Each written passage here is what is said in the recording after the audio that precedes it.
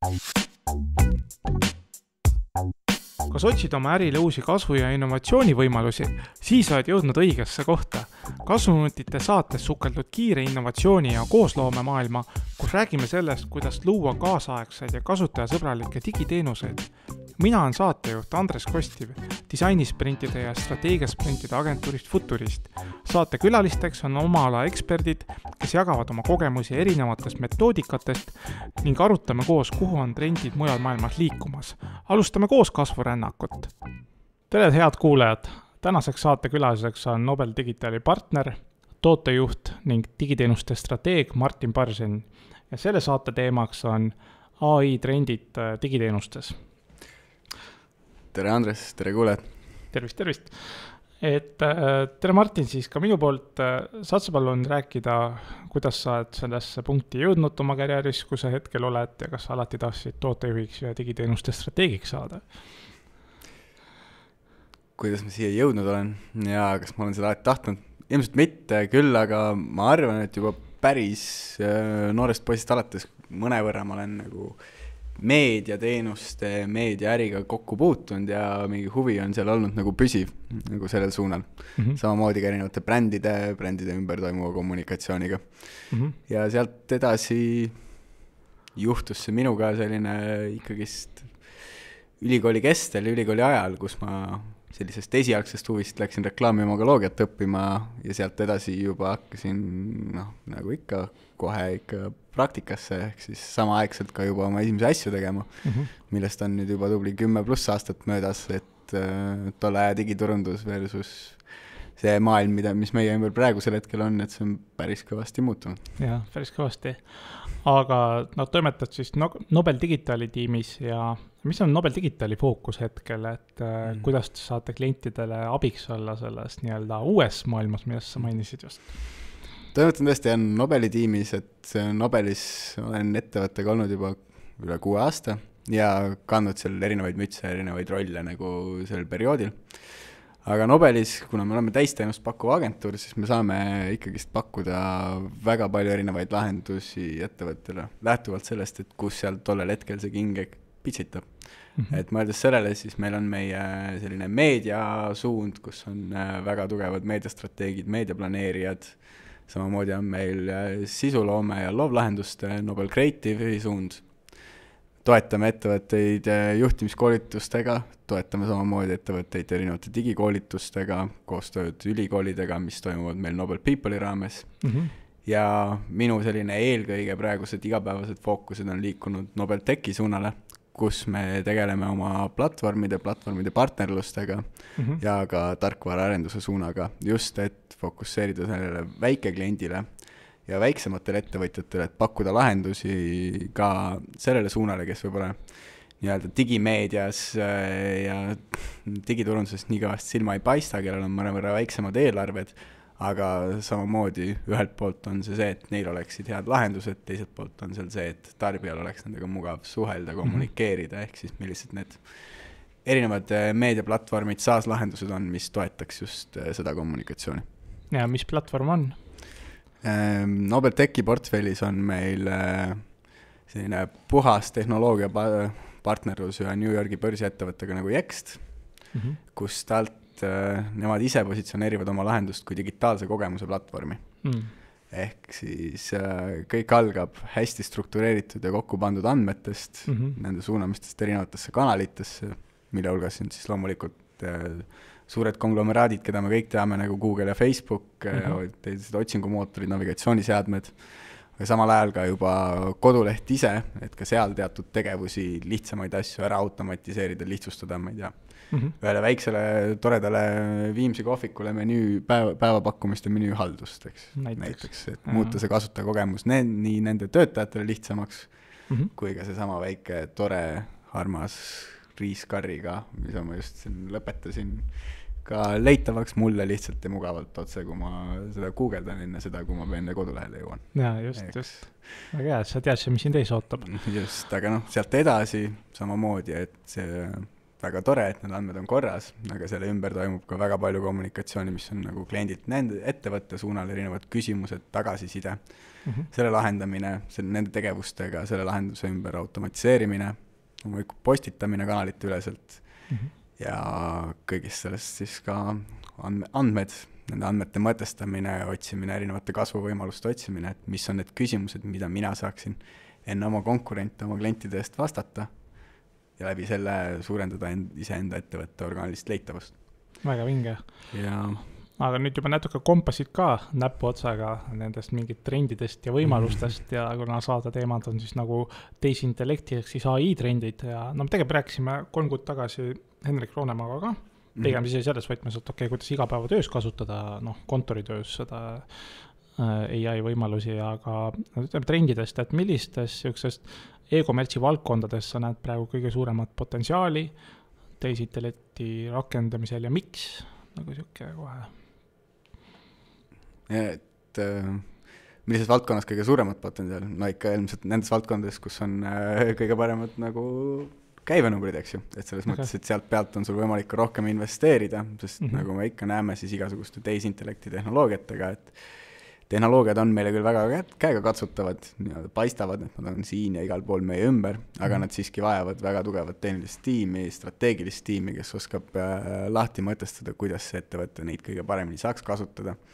Loomulikult ka tehnoloogia investeeringud, mis sellega kaasnevad, et kui me mõtleme, ma ei tea, andmekaitse suundadele ja nii edasi, et neid valdkondi on väga mitmed, mida sa peaksid tollel hetkel katma ettevõttena. Tooksin välja selle ja aga ma ise näen, et seal ei ole nagu ühte spetsiifilist, et ma võiks öelda, et kindlasti sellistele noorematele, rohkem nagu tehnoloogiast huvituvatele, tehnoloogiaga rohkem sina peal olevatele inimestele ka töötavad brändid, nende jaoks on see võib-olla mõnevõrra lihtsam. Aga sest lihtsalt nende enda auditoorium on see, kes seda kiiremini omaks võtab, teiste juures on see ilmselt natukene pikaajamisem.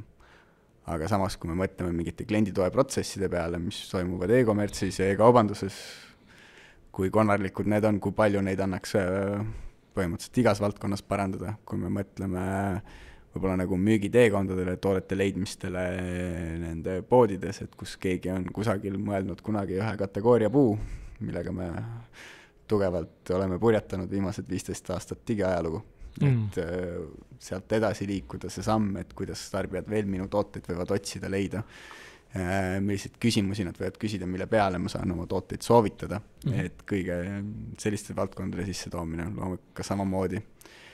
Ja kindlasti analüüsi tööriistad, mis juba väga suuresti on AI-l baseeruvad, et ka mõeldes lihtsalt Google Analyticsi peale, siis tihtilugu on võib-olla targem küsida küsimus, kui minna otsima seda õiget graafikut. Jah, promptimine, millest me pärast ka räägime natukene, ma arvan. Aga ütleme, selline olukord, et ütleme, see veebileht on ilusasti disainitud ja justkui on nagu väga uhked selle üle ja isegi võib-olla, ma ei tea, võib-olla isegi siin müüb ka hästi tegelikult, aga nüüd midagi peaks kratsima, et kas see veebileht on piisavalt tark ja kuidas tehisintellekt saaks ühe kodulehe kogemust nagu muuta näiteks ja mis selle kohta? Ma ütleme, et juba müüb ka hästi, et midagi nagu äriliselt nagu probleemi ei ole. Jah, tegelikult ei ole probleemi. Aga sa pead kuidagi, sa ütlesid, et sa jõuad konkurentides mõnes mõttes need õiged kliendi küsimustele vastamisega nagu ette, et see mõnes mõttes sa pead nagu kuidagi siis nagu valmistuma järgmiseks. Jah, no, kui me võtamegi siin näiteks see sama, et millest sa juba räägitud, oli see klienditugi ja klienditoe protsessid, et kui äriline tulemus on nagu veebilehel väga hea, aga samas võib-olla vaadatagi, et kuidas läheb nagu järeltoega, kuidas läheb korduvostudega, et kas see on suund, mida annaks kas suurendada või teiselt poolt muuta ka mõnevõrra kuluefektiivsemaks, et kui mitut inimest on vaja selleks, et need e-poe tellimused kõik ära hallata. Ja sealt pärast pakkuda järeltuge, kui kellelgi on mingeid muresid või probleeme, kui kiiresti või lihtsalt oleks võimalik teatud küsimused sealt juba eos ära vastata, see info kliendile võimalikult lihtsalt kättesaadavaks teha. Jällegi, muuta ärilist tulemust, parandada natukene lihtsalt protsessidele otsa vaadates. Et see oleks selline hea näide, mida kohe välja tuua. Et jällegi, kui veebilehel on ka kõik ülejäänud suunad kliendi silmis hästi nagu lõpuni, eks ju, et veebilehe kiirus on suurepärane, andmekaitsele me vastame juba kenasti, et siis otsida ikkagist nagu seda orgaanilist turuosa ka selle pealt, et mis on kõik see, mida tarbijad minu ettevõtte või brändi kohta küsivad. Et kuna meie tegutseme väga paljuski selliste ettevõtetega just ka teki portfellis, kellel on füüsiline asukoht, et olla see sild, et mis on seal digimaailma ja pärismaailma vahel, et ekraan sinu autos, ekraan sinu nutitelefonis. Ekraanid igal pool. Ekraanid igal pool, et olla nendel ekraanidel nagu alati leitav, nähtav ja korrektse infoga olemas. Et sealt võib olla veelgi kasvukohta, teine koht on, mida alati tasuks jälgida, et mida teevad su konkurendid, kuidas nemad liiguvad. Aga mis asi on see, nagu mainisid, et mis asi on lokaalne otsing või SEO ja kuidas seda tehisintellekti abil teha? SEO, kui otsingumootoritele ettevõtte leitavaks tegemine. SEO peale on väga suuresti e-kommertsi brändid, kõik ettevõtted, kes soovivad investeerida sellesse, et tarbijad neid leiaks orgaaniliselt, nendelt mõnevõrra usaldusväärsematelt positsioonidelt, kui need, millel on kohe reklaamilipik kõrval, eks, et nendelt ülesse. Siis lokaalne SEO tegeleb just nende kohalike tulemustega. Et kuidas seda mõista on see, et kui ma otsin sushi, siis minu eesmärk ei ole tollel hetkel saada teada, et tegemist on Jaapani toiduga, mida pannakse Noori lehe sisse ja kus võib-olla on kala. Ja Londonis saab süüa seda. Ja Londonis saab seda süüa, vaid minu eesmärk ju tollel hetkel on, kus on mulle lähim, praegusel hetkel avatud. Kui sa minu Paides normaalse hinnaklassiga hea lihtne mõnus sushi koht, kus ma saaks siin praegu kohe tellida, kust ma saaks võimalikult kiiresti selle ettevõtte kohta info ülevaate, et kas neil on täna need päevapakkumised ka olemas, et millise rulli ma sealt tollel hetkel tellin. Aga mis ärid peaks ette võtma, et seda lokaalset SEO-d veel paremini korraldada kui täna? Ütleme, et täna nad, ma ei oska öelda, neil on veebileht ja Google on korjanud mingi info kokku, et nad kuskil asuvad ja võib-olla jõutakse sinna menüüs ja leitakse see kari, mis sa enne mainisid, eks ole. Aga mis see nagu, ja kuidas tehisintellekt nagu seal siis nagu toeks saab olla? No, kõigepealt ma ütlen, et veebileht ja Google on need asjad kuidagi kokku korjanud. Meie jaoks nagu on täiesti tavapärane ka päring, et ma muutsin kodulehel oma andmeid, et aga millegi pärast on need Google'is ikka veel valed. Miks Google ei käinudki minu kodulehel ja ise neid asju sealt korjamas ja kontrollimas ja seda infot sinna postitamas. Et aus vastus on ikkagi natukene terav vastus, et vabandust, Google nii palju ei hooli. Google ei hooli teie veebilehest ju selleks, et suurendada teie veebilehe külastatavust. Kui me mõtleme Google otsingu peale, siis mis on Google otsingu eesmärk, on anda võimalikult relevantne sellel hetkel sellele tarbija kasutaja kavatsusele vastav tulemus. Mitte, et tarbijaga läheks kellegi kodulehele. See tuleb mängu siis, kui eelkõige investeerida erinevatesse makstud meedialahendustesse. Aga kui me mõtleme, et Google on jälle hea näide, et nende puhul on selle praeguse lahenduse nimetuseks on Search Generative Experience. Ehk siis otsingu kogemus koos AI-ga, kui ma selle lihtsustatult eesti keelde tõstan, mis on see, et rohkem ja rohkem infot serveeritakse teile otse seal samas otsingumootoris selle esimesel lehel. Ja selle pealt ka tore statistika, et üle poolte kõigist nendest Google otsingutest, mis teostatakse Eestis või üle maailma, lõppevadki Google otsingu lehel. Eks nad tegelevad sellega, et inimene saab vastuse siit ja samast praegu kohe ära. Ja kui see vastus on just toote, teenuse või ettevõtte kohta, siis seal tulevadki mängu näiteks need äriprofiilid, see klientide tagasiside, mida samamoodi, et ma võin ju küsida hea tagasiside ka sushi koha infot.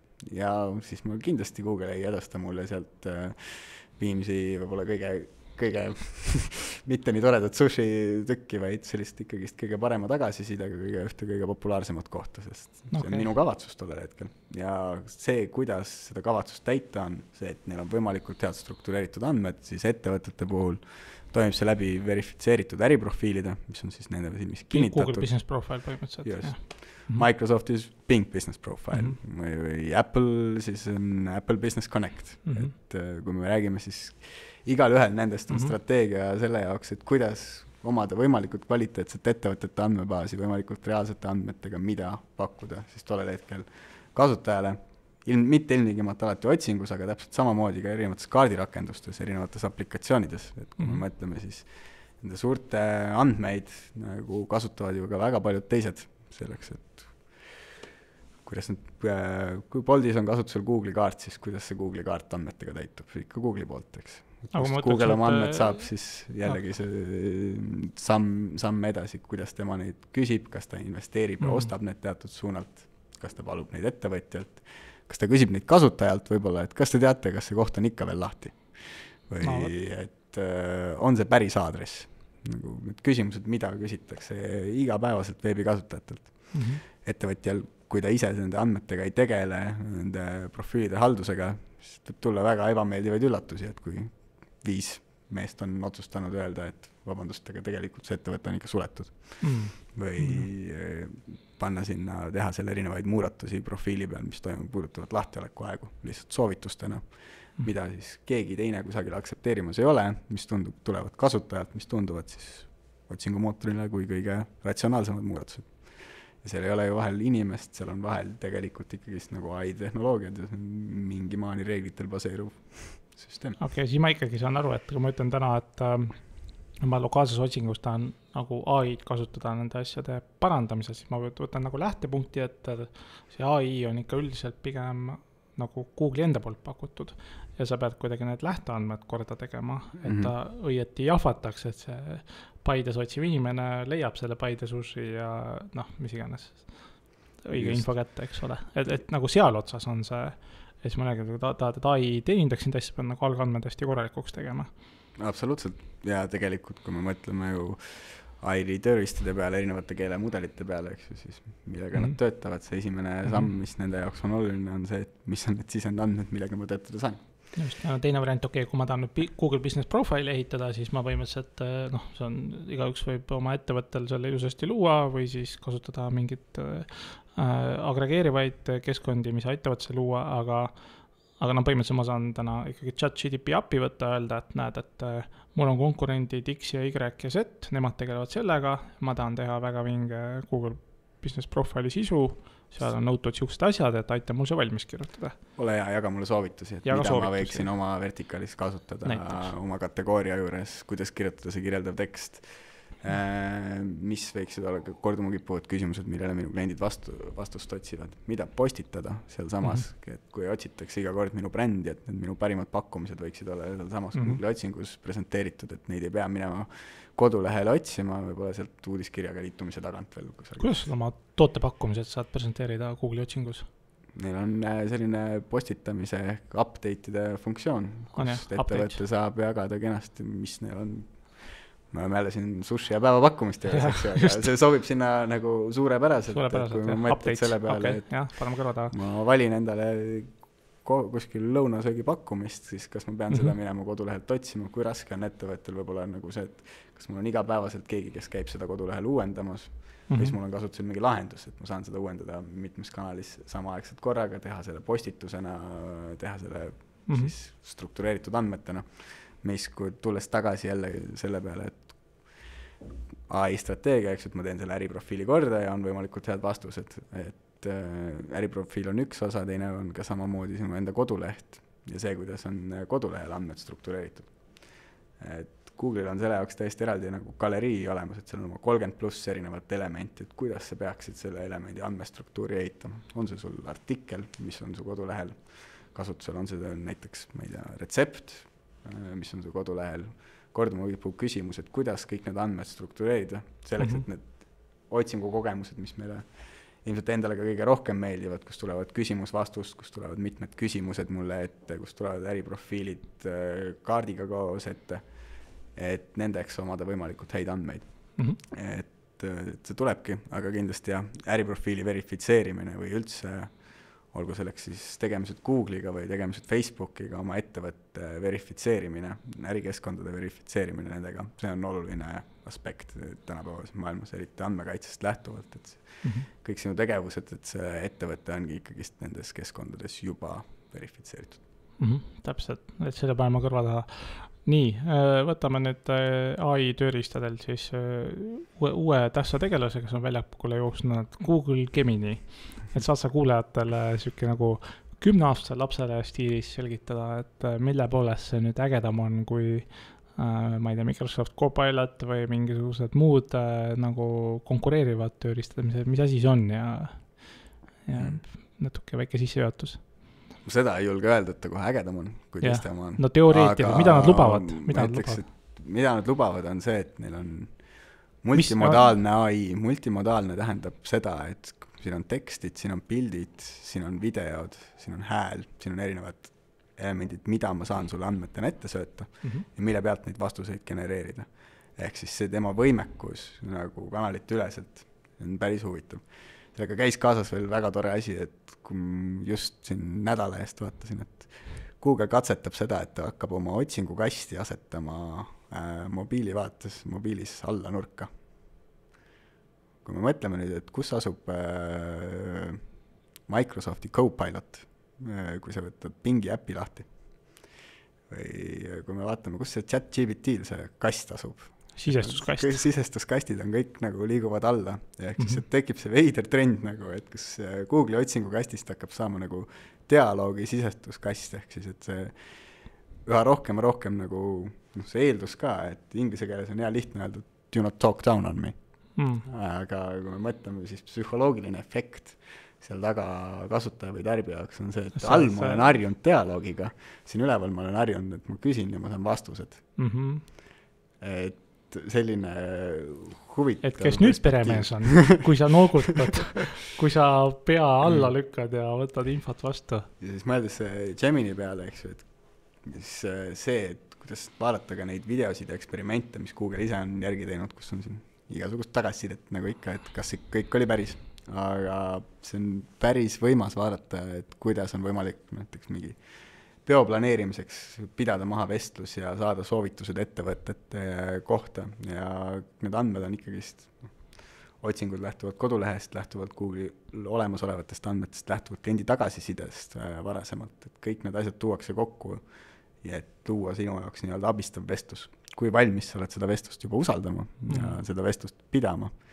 Et see on natukene teine teema, et me oleme ikkagist vägagi AI küsimuses sellistes nagu ettevaatlikult suhtleme temaga, et me nimetame, et ta ikkagist on nagu lapsega suhtlemine natukene, aga kui me mõtleme, kui kiiresti ta praegusel hetkel areneb ja kuidas me siin tasapisi näeme juba sellist asja, et kui oli vanasti öeldi, et on niisugune nagu tehnoloogiateadlik inimene, et oskab kasutada igasuguseid, oskab sul telefoni seadistada, et nagu ikka, et vanaema tuli või vanaisa tuli, et ole ja aita mul see ära teha siin, näiteks minu jaoks tavaline. Siis selle AI tehnoloogiatega ja see, kui see ikkagi see omistamine nagu tuleb laiemalt ja laiemalt, siis pigem on nagu AI, kes on nagu inimese teadlik, eks ju, et kes oskab temaga suhelda ja see kasv läbi nende praeguste erinevate arengute, läbi erinevate aplikatsioonide, loomulikult, millest väga suur osa nagu startupi maailmas, eks ju, 90-st. See ka väga pikka ilmavalgust või elu iga ei näe, aga järk-järgult toimub ikkagi selline tasapidine nihe, et me ise ootame üha rohkem, et me ei soovi minna kuskilt otsima. Minu ei soovi ka minna nii palju lapata erinevaid kodulehti, vaid me soovimegi, et see digitaalne maailm meie jaoks oleks dialoogi raames juba olemas. Et aga kuidas see dialoog juriidiliselt näiteks saab selliseks, et vettpidav, mida seal räägitakse, kuidas kaovad ära need teatud halutsinatsioonid, kuidas need reeglid sinna ümber ehitatakse. Et neid aspekte, mis sealt nagu eelmise paari aasta jooksul muutub, neid on väga palju. Okei, nii et põhimõtteliselt ma saan tänases saates selle audiofaili, mis siit tuleb nüüd podcasti, ma saan ikkagi Geminile sööta, et Martin käis külas, rääkisime nendest asjadest, et mis võiks olla 3 kuu pärast mingid järgmised huvitavad teemad külalistele, mida võiks rääkida. Ja sellega peaks hakkama saama. Teine asi on see, et sisu on loodud ühte meediumisse juba valmis, eks ju, et podcasti kujul, mikrofonid ees, helisalvestised. See, et luua nendest helisalvestisest transkriptid, et millest siis kujundada artikkel, küsimus-vastusvormis, et sellest oleks ka olemas intervjuu, mida blogis avaldada. Et võib-olla luua selle juurde kerge, lihtne animeeritud video, kus vahepeal meie pead keerlevad, vahepeal näitatakse midagi paremat ka. Ja siis see on tänapäeval täiesti reaalsus, paari plugin, aga selline 1, 2, 3, et luua sellest samast helisalvestisest erinevate meediumite jaoks erinevat sisu. Kiiresti, jah. Väga mugavalt võimalik. Väga tehtav. Kujuta ette, et saad ajas rännata tulevikku, et teada saada, kas su idee tõuseb lendu. Disainisprindiga saad luua vaid 4 päevaga uue digitoote või teenuse kontseptsiooni prototüübi ning valideerida seda lõppkasutajate peal. Vaata lähemalt futurist.ee. Nüüd võrreldes Copiloti ja teiste asjadega, et mis on teised tööriistad, eriti ChatGPT, tasuline, ma arvan, mis täna neid pilte asju välja annab ja et kuidas nendel teisel asjad, Microsoftiga mul tundub iga kord, kui ma küsin midagi Microsofti Copilotiga, siis ta tõmbab kohe hinge kinni nagu, ja siis kui ma küsin uuesti, siis ta ütleb, et umbes valesti küsisid, et see ei ole kuidagi õige küsimus ja niimoodi ei tohi küsida ja ühesõnaga ta on jah, kuidagi väga-väga kuidagi piiratud ja kaitstud, et mul täna kõige paremini, isiklikult on tasulise siis ChatGPT 4-ga, mis iganes ta on siin 20 € kuus, nagu eesti keeles asju ajada, pilte otsida, nagu töötab nagu normaalne teenus. Et mis su kogemus on? Microsoftiga minu kogemus, et ma mõtlen, eks ma tasapisi olen saanud natukene eksperimenteerida Exceliga, et kuidas ta töötab juba nende nagu rakendustes ja rakenduste raames. Ja seda on nagu päris hea vaadata, sa pead teadma, mida sa tahad, sa pead oskama seda kriitiliselt küll hinnata, aga on väga mitmeid selliseid funktsionaalsusi. Olles teda ise testinud ka täpselt samamoodi selle nagu vastu sinna Google'i seda otsingu generatiivset kogemust, et siis ma praegusel hetkel ei julgeks öelda, et sellises kohalikes otsingutes, kui ma tahan midagi praktilist siin ja praegu, olgu see oleks siin mööblipood või uut plaadi ja juhet, et need vastused ma saan talt täitsa kenasti kätte ja täitsa viisakalt. Ma arvan, et neil ilmselt natukene ettevaatlikuks muutus lansseerimine, kus nad olid kõige esimesed turul ja siis sealt nagu üleöö hakkas tulema selliseid neid mehi, kes soovisid aga Carl Jungist ja sellistest teemadest rääkida, nagu väga sügavuti minna. Ja siis ta jõudis omadega sellistesse veidratesse kohtadesse ja hakkas soovitama asju, mis ei tundunud nagu absoluutselt sellised ühele börsiettevõttele kohased, ütleme, vastused, mida kliendile jagada. Et tehnoloogiale võib-olla, mis oli tollel hetkel nendes sammudes, kus ta oli, täiesti normaalne, aga sealt kerkisidki need esimesed halutsinatsioonid, mis ma arvan, et tegid nad ettevaatlikuks.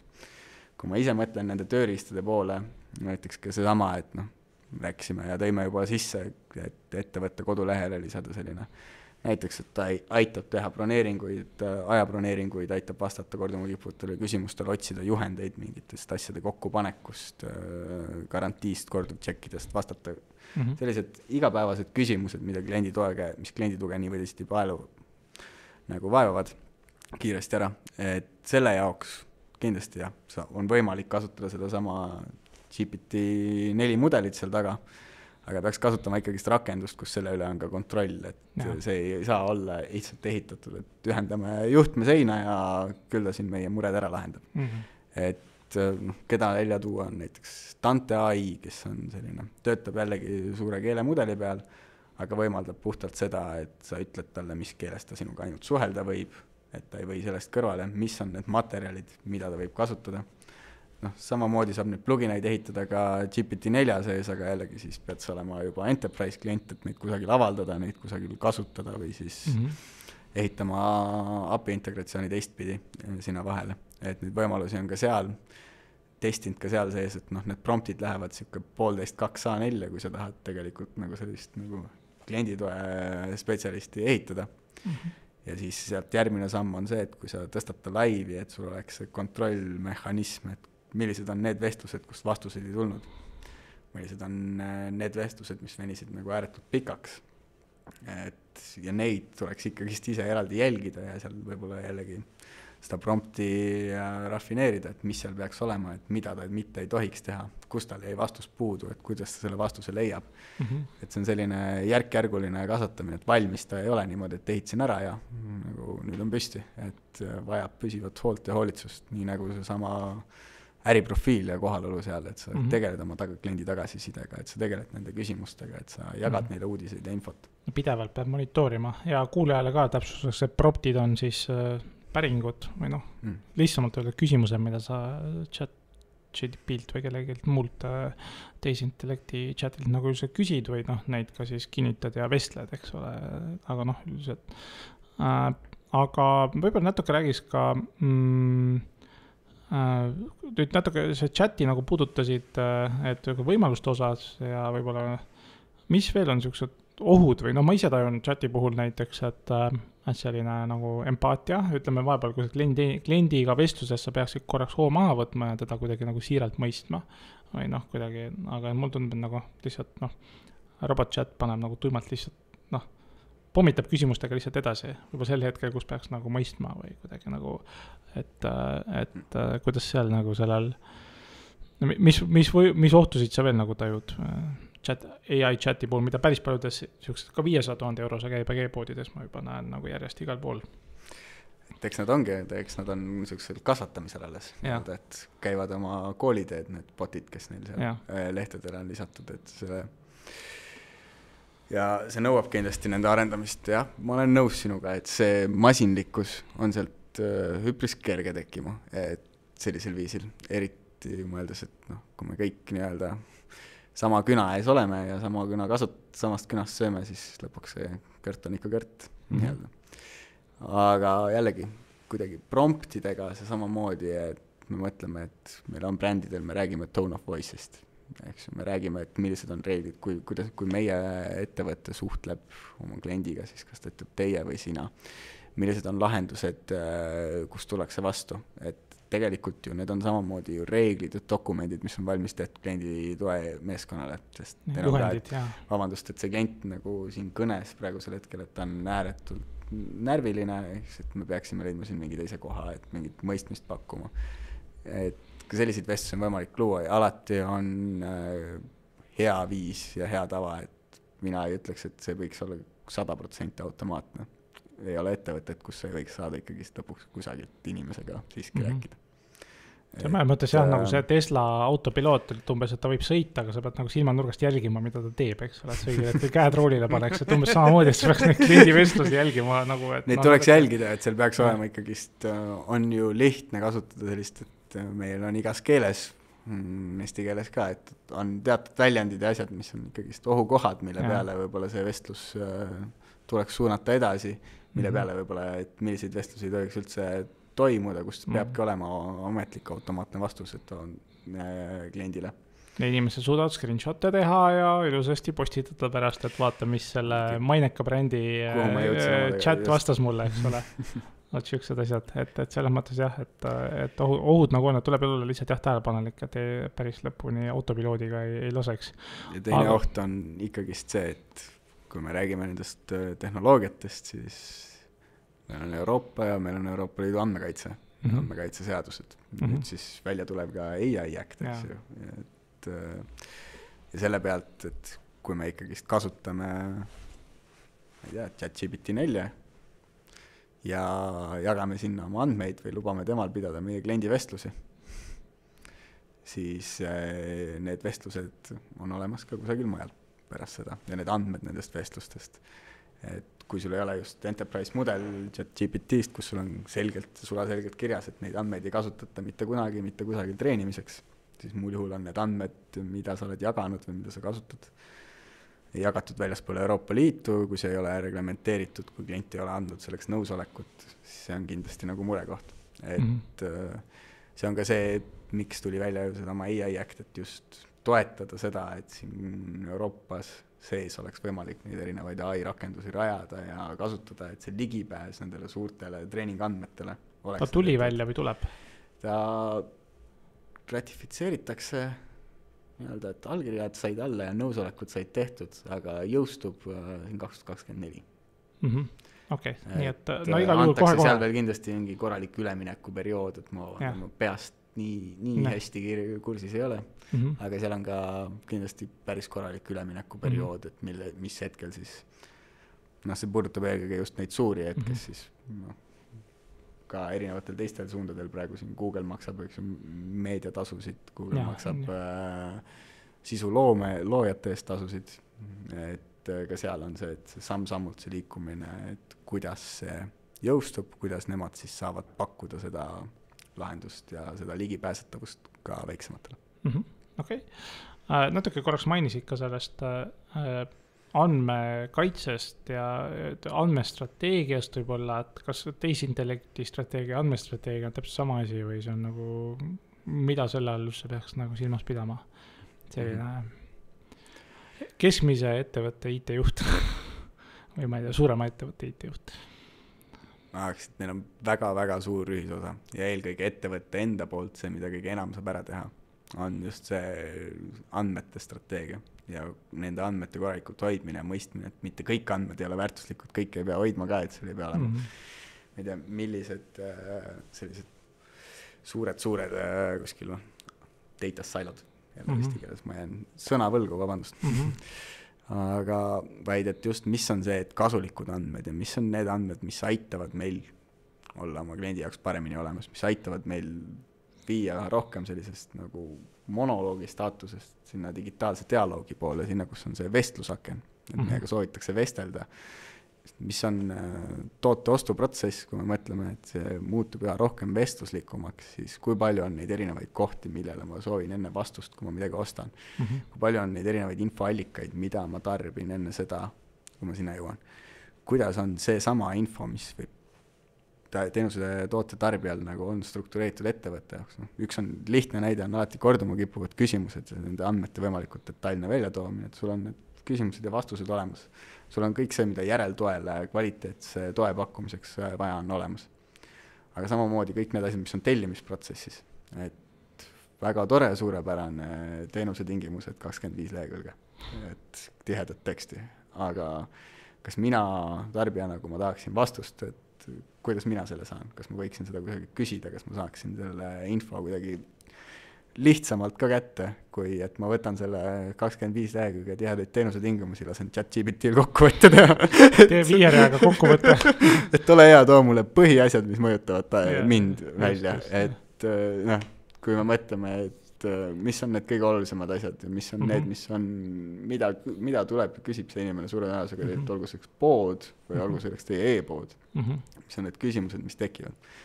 Kunagi ise analüüsin neid e-poe ostuteekondi päris kõvasti, et väga tihti oli see, et esimese asjana oli -10% pop-up banner, enne kui ma veel teadsin, et kus ma täpselt olen ja mis ma siit saan. Ja, nad varjutavad paljudel e-poodidel veel ka neid igasuguseid olulisi edenemise nuppe, eriti mobiilivaates, kus on vähe ruumi.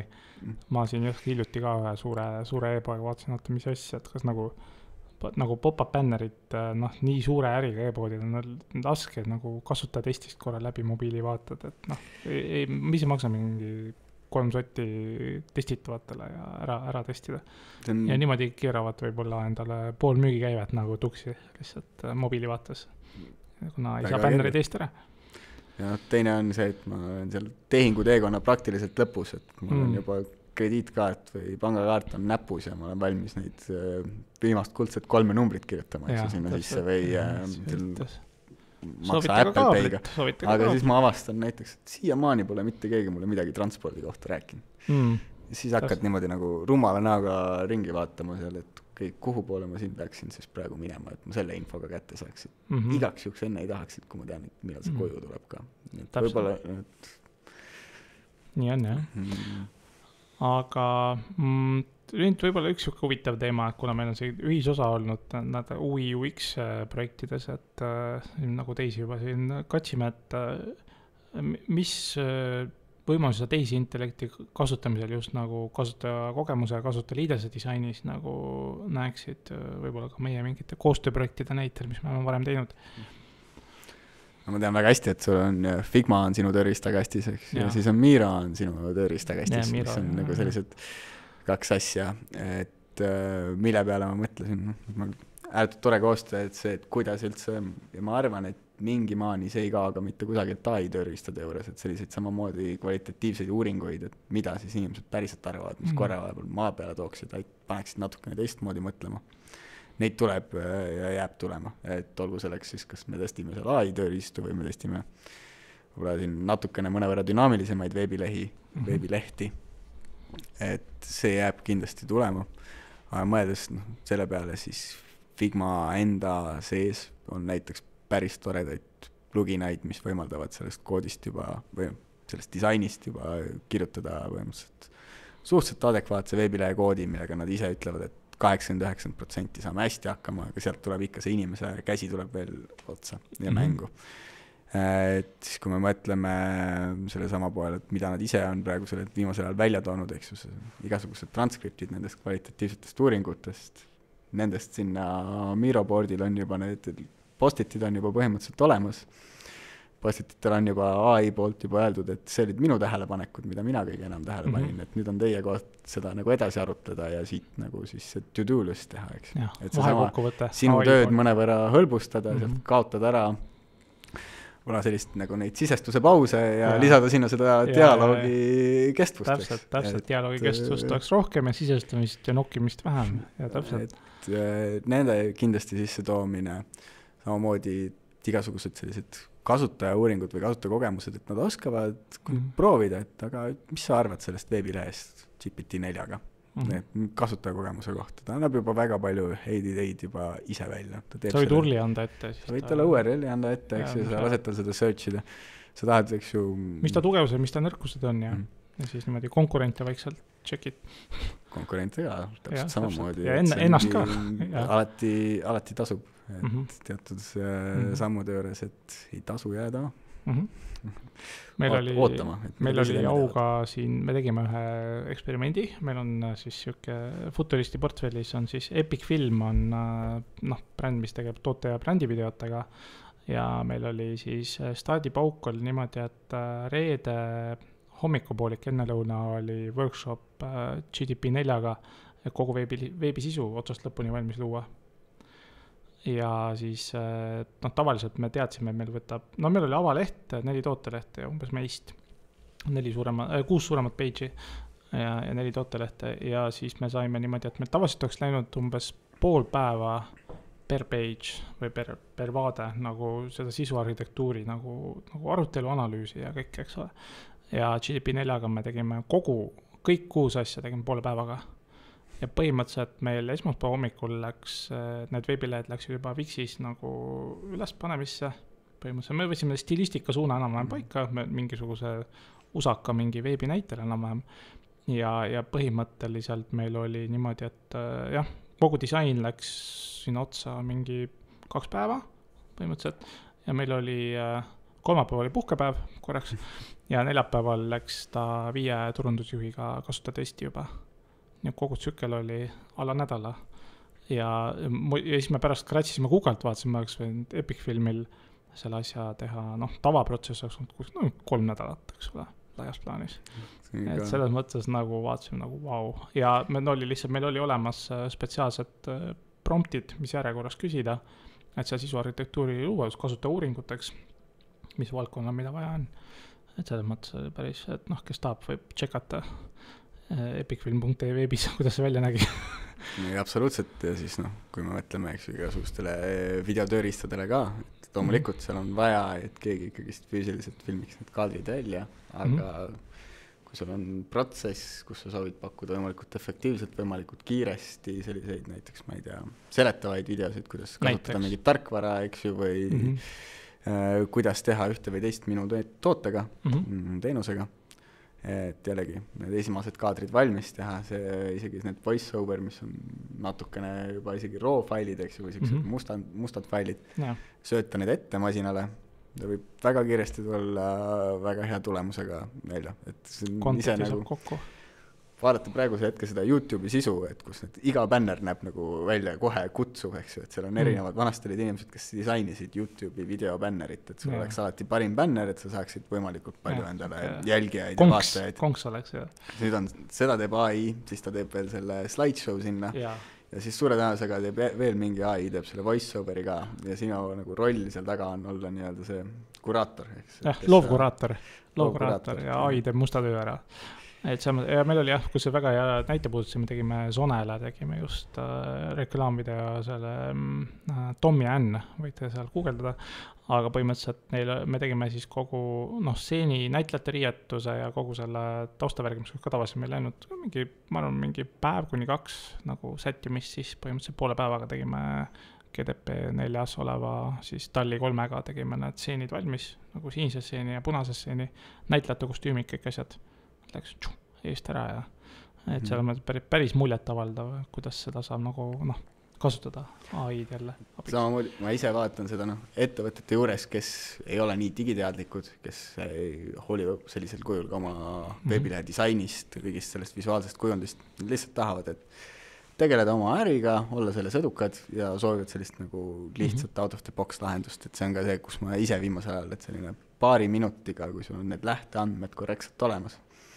Ja kui nendes lähteandmetes on mõnel väljal puudusi, et sul näiteks üks ettevõtte kirjeldus väike on olemas, sükest pikemat kirjeldust ei ole või midagi sellist, et lased need luua, pakud välja lahendused juba ettevõttele ja sellise nagu veebitehnoloogia pealt selle veebilehe lansseerimine, minutite töö, sealt edasi tulebki siis see inimlik faktor, et kas ma olen rahul sellega, et kas see on kureeritud viisil nagu, mis mulle meeldib või ma soovin seda nagu muuta, mingeid lisaväärtust, ma soovin mingeid lisaalamlehti, nii edasi. Aga sellise sisu, nagu me vaatame Google'i äriprofiilidel, Apple'is, Bingis, selle sisu pealt kiiresti veebilehe loomine ja tehnoloogia selle jaoks on praegusel hetkel väga kenasti olemas. Väga hea vihje. Veeb on turvaline ja see veeb on kiire, ilma selleta, et väga mitmed tükid, mida sa peaksid muidu ise lahendama või lahendada oskama. Et, jah. Aga siis lõpetuseks ja võib-olla kokkuvõtteks, mis oleks siis 3 nippi, mida saaks, ma ei tea, kas e-kommertsis ka võib-olla sellised keskmise ja suure ettevõtte nagu, või ka väike ettevõtte inimesed nagu, et mida saaks AI-ga sinu arvates kokkuvõtteks teha, mida nagu võiks proovida nagu kasutama hakata, nagu paar asja? Ma arvan jätkuvalt, et kui sa oled valmis turundama kõigis kanalites nagu Facebookis, Google'is, Instagramis, siis sa pead olema valmis nendes kohtades vastama ka kliendi sõnumitele ja kliendivestlustele. Ja see chati kokkutoomine ja just kui ma juba olen nendes kanalites olemas, nende kanalite põhiline kommunikatsioonimeedium, kus need inimesed on juba harjunud suhtlema, on see ja see. Et siis tuleb õppida seal luntidega koos uluma ka. Ja seda teha efektiivselt ettevõtjal, tal ei ole võimalik logida samaaegselt 6-7 kohas sisse ja kliendi sõnumitele vastata. Nende kokkutoomine ja seal kasutada AI automatsioone, see on kindlasti viis, kuidas optimeerida oma ettevõtte protsesse. Selle tooksin sealt kindlasti välja. Ma arvan ka samamoodi, et erinevad tootetekstid, erinevad kirjeldavad tekstid, ja et loomulikult ei saa jääda lootma 100%, et nüüd AI loob mulle need, aga kasutada tööriista selle juures, vaadata neid ise kriitilise pilguga üle, ta teeb praktikandi tasemel, paneb kokku, sa pead üle vaatama. Ja vaadata, et kas see, mida sa siit loed, kas see on selline, mis on nagu vestluslik ka, et kas ma suudaksin niimoodi ja klientidega vestelda ka, kas see vastab sellisele toonile, mida ma tahan, et minu ettevõtte edasi annab. Selle ärakasutamine kindlasti jah, tootetekstide igasuguse sellise sisuloome nagu juures väga kasulik. Ja mida ma üha rohkem näen, on see, et uued veebilehed ja see otsingute võimekus, et otsing kui tehnoloogia, see ei ole suurte pärusmaa, et suure otsingumootori oma ainult ja ainult nemad saavad hea otsingu rajada. Et hea otsingu rajamine iseenda saidile, mis võimaldab sul lihtsalt seda infot kasutaja jaoks struktureerida lihtsalt ja mugavalt, olgu selleks, et ongi korduma kippuva küsimuse vastus, et ma ei lähe otsima seda eraldi alamlehelt 15 küsimus, siis avan veel selle rippmenüü ka ja siis saan sealt lõpuks vastuseks. Võib-olla ma võin kirjutada selle küsimuse 3 esimest sõna veebilehele, ta tunneb selle juba kohe ära ja ta vastab mulle. Et vestlused, kui me mõtleme, et vestlus chatis on selline, et kasutaja andestab natukene rohkem, aga sealt on üpris sujuv teekond edasi juba ikkagist hääleni ja hääl kui meedium, mida kasutada nendes digitaalsetes dialoogides. Et me juba tõime ise need samad asjad välja sellega, et kui me teeksime neid kvalitatiivseid intervjuusid ja samalaegselt toimuks transkript. See on ju samamoodi häälkäsklus, keegi võtab minu selle, mida ma praegusel hetkel siin arutlesin, asetab selle tekstilisse vormi. Püüab seda mõista. Aga sellega täna lõpetame. Aitäh kuulamast. Saates olid Andres Kosti Futuristist ja koos minuga tootejuht ning digiteenuste strateeg Martin Paržin ja kuulmiseni. Tehva, tšau. Aitäh kutsumast, Andres. Aitäh. kui sulle saade meeldis, siis jaga julgesti. Saade on järelkuulatav Apple, Spotify ja teistes podcastide rakendustes ning YouTube'is, kus leiad kõik varasemad episoodid. Lisaks loe ka meie blogi futurist.ee veebis. Kui sul on mõni teema, mida kindlasti tahaksid kuulda või külaline, kes sind huvitab või soovid hoopis ise kogemust jagama tulla, siis võta minuga julgelt ühendust andres@futurist.ee. Aitäh, et kuulasid ja kohtumiseni järgmises saates!